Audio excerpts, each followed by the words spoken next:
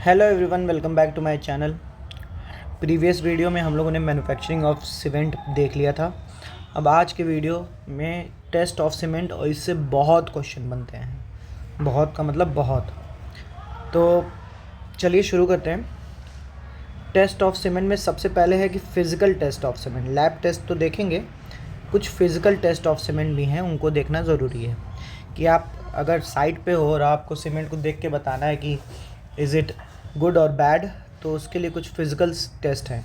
जैसे क्या, पहला है colour of cement grey with greenish tint होना चाहिए। फाइननेस की बात करें तो when you rubbed cement particle between your finger it should feel smooth, मतलब आप जब उसको रब करें तो वो स्मूथ फील होना चाहिए। सीमेंट को अगर आप बकेट में डाल के उसकी डेंसिटी के चेक करते हैं कि सीमेंट को अगर आप बकेट में डालें तो वो डूब जाना चाहिए। अगर सीमेंट के पार्टिकल्स को थोड़ा सा लेके बकेट में डालें तो वो डूब जाना चाहिए। उसके टेम्परेचर की बात करें तो सराउंडिंग जो इन्वायरमेंट है उसके हिसाब से सीमेंट के अंदर का टेम्परेचर ठंडा होना चाहिए। मतलब अगर आप सीमेंट के बोरे में या सीमेंट में आप अपना उंगली डालें तो आपको ठंडा लगना चाहिए। स्ट्रेंथ को चेक करने के लिए 25x25 mm का क्रॉस सेक्शन का 200 mm लेंथ का एक मेंबर बनाइए, जिसको बीच में दो जगह सपोर्ट देके उस पर लोड रखिए, और लोड रखने के बाद उसमें कोई क्रैक नहीं शो होना चाहिए। तो ऐसे स्ट्रेंथ भी चेक कर सकते हैं ऑन साइट। लोड जो होगा वो 340 न्यूटन के अराउंड होगा। ठीक है, आगे बढ़ते हैं। तो ये हो गया फिज़िकल टेस्ट। अब लेबोरेटरी टेस्ट की बात करें तो लेबोरेटरी टेस्ट में सबसे पहला टेस्ट है फाइननेस टेस्ट। फाइननेस टेस्ट को दो तरीके से करते हैं हम लोग, सीव टेस्ट और एयर परमेबिलिटी टेस्ट। ठीक है, सीव टेस्ट और एयर परमेबिलिटी टेस्ट। सीव टेस्ट में जो सीव इस्तेमाल होती है वो IS नंबर 9 की सीव होती है। दैट इज़ उसका जो ओपनिंग है 90 माइक्रोन का होता है। फिर 100 ग्राम सीमेंट पार्टिकल लिए, उसके ऊपर स्प्रिंकल किए, कुछ पास कर जाएंगे, कुछ रिटेन हो जाएंगे। तो बोलता ये है कि for good cement, for good OPC cement, percentage retain should not be greater than 10%। जो इसके ऊपर रुक गए 10% से ज़्यादा नहीं होने चाहिए। ये सीव टेस्ट में है फाइननेस मेज़र करने का। एयर परमेबिलिटी टेस्ट में ब्लेंस एयर परमेबिलिटी एपरेटस इस्तेमाल होता है। इसमें होता क्या है, हम लोग एक एपरेटस में, ब्लेंस एपरेटस में सीमेंट रख देंगे, एक तरफ से विंड पास कराएंगे, दूसरे से निकलेगी, तो हेड लॉस चेक करेंगे। मान लेते हैं H1 हेड से हम विंड पास कराए और H2 हेड करके निकली वो, तो हेड लॉस हुआ H1 माइनस H2। तो हेड लॉस जो होता है, ऐसे समझने की कोशिश करिएगा कि जो पार्टिकल्स हैं उन पर रगड़ाते हुए विंड जाएगी तो उस पार्टिकल्स के सरफेस की वजह से हेड लॉस होगा। इस पर रगड़ाते हुए गई विंड इन पार्टिकल्स के सरफेस पे, तो इन पार्टिकल के सरफेस की वजह से हेड लॉस होगा। और एक तरह से हेड लॉस जो हो गया हमारा, सरफेस कितना ज़्यादा है उसको रिप्रेजेंट करने का। तो यहाँ पे इस केस में हेड लॉस जो होगा directly proportional to specific surface area होगा, that is inversely proportional to 1/d, क्योंकि जितना बड़ा ग्रेवल का साइज या जितना बड़ा पार्टिकल का साइज उतना कम सरफेस एरिया होता है। ठीक है, तो it is inversely proportional to D and directly proportional to fineness. ठीक है, फाइननेस कितनी होगी उसके डायरेक्टली प्रोपोर्शनल होगा। ठीक है, जितना फाइन उतना ज़्यादा सरफेस एरिया, उतना ज़्यादा हेड लॉस। तो यहाँ से ये डायरेक्टली पता चल जाता है कि हेड लॉस जो है directly proportional to specific surface area and it is directly proportional to fineness. ठीक है, इतनी बात पता चल गई हम लोग को। तो यहाँ पे हम लोग इस फाइननेस जो है स्पेसिफिक सरफेस एरिया के टर्म्स में निकालते हैं। इसीलिए OPC के लिए बोला जाता है कि specific surface area less than equal to 2250 centimetre square पर ग्राम होना चाहिए। ठीक है, आगे एक और अपरेटस की बात आती है, that is Wagner turbidity meter. ये भी मेज़र करता है स्पेसिफिक सरफेस एरिया को। ठीक है, ये भी जानते रहेगा कि वैगनर टर्बिडिटी मीटर भी स्पेसिफिक सरफेस एरिया को मेज़र करता है। बात करें एयर परमेबिलिटी टेस्ट में तो मैनोमीटर भी इस्तेमाल होता है। मैनोमीटर एयर प्रेशर को नापने के काम में इस्तेमाल होता है। फ्लो मीटर जो क्वांटिटी ऑफ एयर फ्लो कर रही है, डिस्चार्ज एक तरह से, उसको मेज़र करने के काम में आता है। So this is all about fineness test. कुछ एक्स्ट्रा जानते रहिए फाइननेस टेस्ट के बारे में, क्या कि अगर आपका ये टाइप ऑफ सीमेंट हम लोग में देखेंगे, हम लोग OPC, Portland cement, rapid hardening cement, hydrophobic cement, sulphate resisting cement, इनके लिए परसेंटेज रेसिड्यू 10%, 5%, 5%, इन दोनों के लिए स्पेसिफिक सरफेस एरिया है। स्पेसिफिक सरफेस एरिया कितनी होनी चाहिए? 2250, 3000, 3250, 3500, 4000। ठीक है, तो ऐसे याद कर लीजिएगा। ओपीसी के लिए 10% और 2250, पोर्टलैंड पूजा लाने के लिए 5%, 3000, रैपिड हार्डनिंग के लिए 5%, 3250, हाइड्रोफोबिक के लिए 3500 और सल्फेट रेजिस्टेंस के लिए 4000। ये सेंटीमीटर स्क्वायर पर ग्राम है, सेंटीमीटर स्क्वायर पर ग्राम है। तो यहाँ से देखिए एक चीज़ और पता कर, देखिए सेटिंग टाइम जितना कम होगा, सॉरी फाइननेस जितना ज़्यादा होगा उतना ज़्यादा सरफेस मिलेगा, स्पेसिफिक सरफेस मिलेगा रिएक्शन के लिए, उतना तेज़ी से रिएक्शन होगा, इसलिए सेटिंग टाइम उतना कम होगा। तो सेटिंग टाइम और फाइननेस के बीच में इन्वर्सली प्रोपोर्शनैलिटी का रिलेशन है कि जितना सेटिंग टाइम कम होते जाएगा विथ फाइननेस इंक्रीजेस, फाइननेस बढ़ेगी तो सेटिंग टाइम कम होते जाएगा। तो यहाँ ये लिखा है setting time decreases with fineness, with increase in fineness early development of strength is enhance but ultimate strength remain same.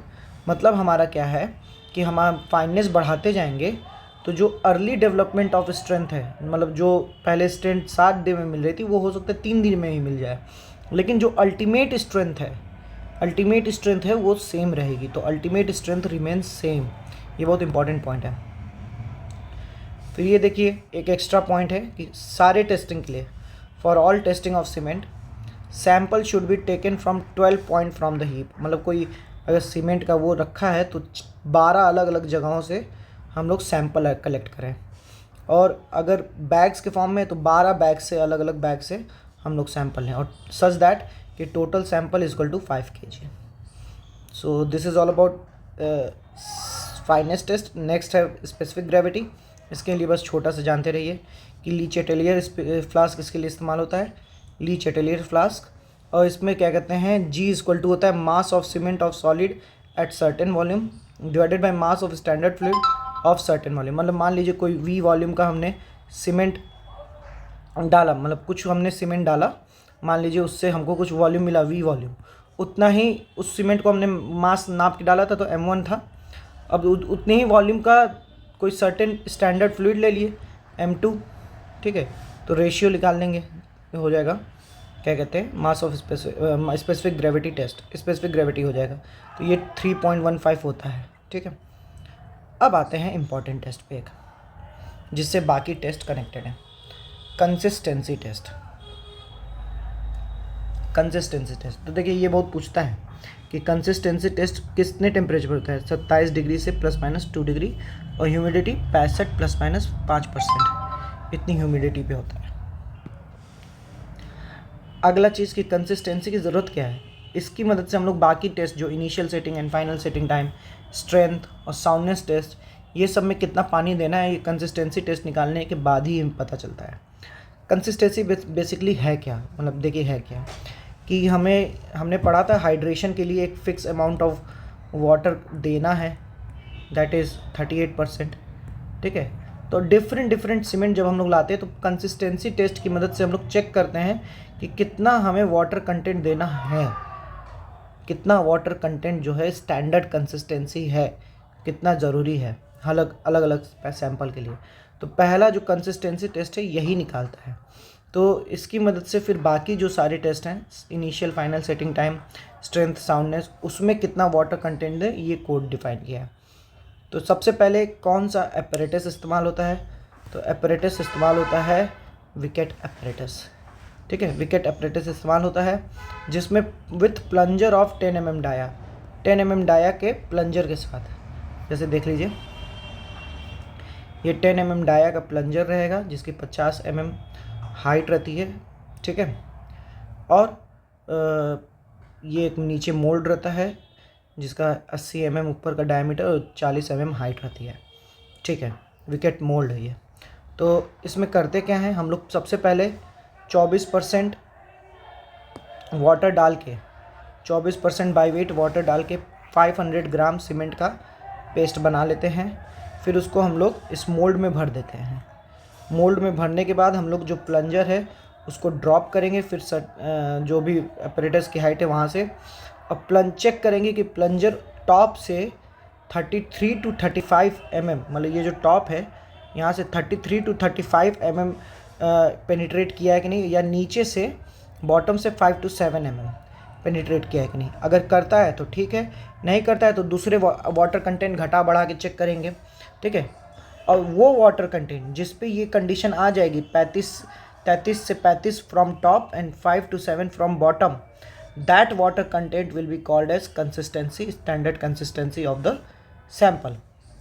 वो वाटर कंटेंट स्टैंडर्ड कंसिस्टेंसी कहलाएगा। उसको हम लोग परसेंटेज पी से रिप्रेजेंट करते हैं और जनरली देखा जाता है कि 30% के अराउंड स्टैंडर्ड कंसिस्टेंसी निकल के आती है। तो ये हो गया। यहाँ पे की पॉइंट जो पूछे जाते हैं स्टेट से कि सबसे पहले अपैरेटस विकेट अपैरेटस है, साथ में ये प्लंजर 10 mm का प्लंजर इस्तेमाल होता है इसमें। ठीक है, टेम्परेचर 27 डिग्री ±2 डिग्री, ह्यूमिडिटी 65% ±5%। ठीक है, और कितने कैसे चेक करते हैं, जिस वाटर कंटेंट पे 33 से 35 mm penetration from top and from bottom 5 to 7 mm, उसको हम लोग स्टैंडर्ड कंसिस्टेंसी कहते हैं। ठीक है, अगला टेस्ट में अब स्टैंडर्ड कंसिस्टेंसी की मदद से सबसे पहले कि जो सीमेंट पेस्ट बनेगा उसमें वाटर कंटेंट 0.85 स्टैंडर्ड पी रहेगा, मतलब 0.85% पी, उतना वाटर कंटेंट डालेंगे। यहाँ पे भी विकेट अपैरेटस इस्तेमाल हो रहा है, साथ में 1 mm square needle initial setting time के लिए 1 mm स्क्वायर नीडल इस्तेमाल होगी, और फाइनल सेटिंग टाइम के लिए annular ring with needle at centre, 5 mm annular ring with needle at centre. करते क्या है, सबसे पहले कि इनिशियल सेटिंग टाइम और फाइनल सेटिंग टाइम रिप्रेजेंट क्या करता है। इनिशियल सेटिंग टाइम रिप्रेजेंट करता है कि हमारा जो पेस्ट है, सीमेंट मिक्स है, वो इतना प्लास्टिसिटी लूज़ करना शुरू कर दिया है। फाइनल सेटिंग टाइम कहता है कि पूरा प्लास्टिसिटी अब लूज़ हो गया, वो हार्ड हो गया है। ठीक है, प्रोसीजर क्या है, सेम प्रोसीजर, सीमेंट पेस्ट बनाएंगे 0.85 टाइम्स ऑफ परसेंटेज पी से, उतना वाटर कंटेंट डालने के बाद फिर इनिशियल सेटिंग टाइम के लिए 1 mm के स्क्वायर नीडल को ड्रॉप करेंगे, और वो टाइम हम लोग चेक करेंगे, बार बार ड्रॉप करके देखेंगे वो टाइम जिसके करस्पॉन्डिंग 33 से 35 mm फ्रॉम टॉप एंड 5 से 7 mm फ्रॉम बॉटम हमारा क्या कहते हैं नीडल पेनिट्रेट कर जाए, that time will be called as initial setting time. ठीक है, 30 मिनट्स। ठीक है, ओपीसी के लिए 30 मिनट्स दिया जाता है। तो इनिशियल सेटिंग टाइम कौन सा टाइम रहेगा, जैसे हम लोग बार बार गिराएंगे तो वो पूरा का पूरा, क्योंकि शुरुआत में सॉफ्ट रहेगा पेस्ट, तो पूरा का पूरा नीडल चला जाएगा। ठीक है, तो वो टाइम जिस समय पे हमारा नीडल ऊपर से 33 से 35 mm और नीचे से 5 से 7 mm पेनिट्रेट कर पाया, वो टाइम क्या कहते हैं, हमारा इनिशियल सेटिंग टाइम कहलाएगा। ओपीसी के लिए 30 मिनट लेते हैं हम लोग। फाइनल सेटिंग टाइम के लिए क्या करेंगे, फाइनल सेटिंग टाइम के लिए हम लोग 5 mm का एनुलर कॉलर रिंग इस्तेमाल करेंगे, एनुलर रिंग। ठीक है, जिसमें बीच में पिन रहती है, annular ring needle at the centre, ये इस्तेमाल करेंगे कैसे करेंगे कि सेम पेस्ट बना के रखेंगे। अब इनिशियल सेटिंग टाइम हो गया हमारा, फाइनल सेटिंग टाइम पे अब हम ये बार बार पेनिट्रेट कराएंगे। तो जिस समय पे जो भी सैंपल है उस पर पेनिट्रेट कराने पे एक शेप बन जा रहा होगा, इसका गोल सा शेप बन जा रहा होगा, तो जिस समय पे ये अपना शेप छोड़ना, अपना इम्प्रेशन छोड़ना बंद कर देगा, ठीक है, इम्प्रेशन नहीं आएगा, ठीक है, अनेबल टू मेक इम्प्रेशन, वो टाइम हमारा फाइनल सेटिंग टाइम कहलाएगा।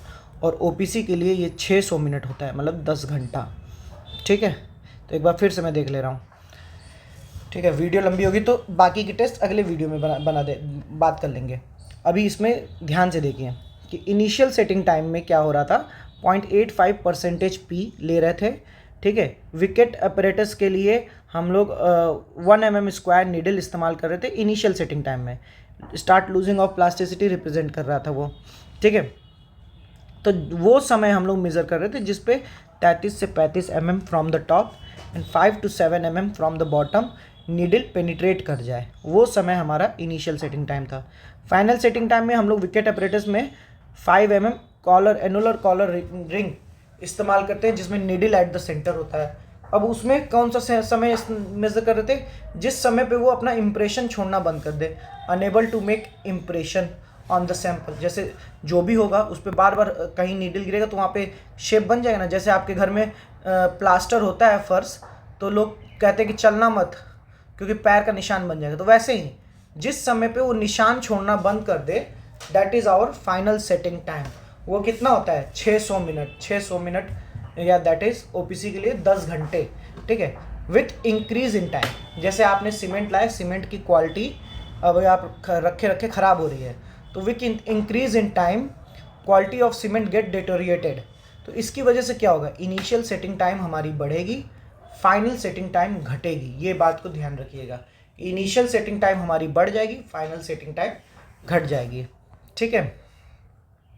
तो कुछ चीज़ें एक्स्ट्रा, ह्यूमिडिटी यहाँ पे 65 ± 5% ड्यूरिंग प्रिपरेशन ऑफ मोल्ड और 90% ड्यूरिंग लैब टेस्ट, ये होना चाहिए। Humidity 65 ± 5% during preparation of mould and 90% during lab test, ठीक है।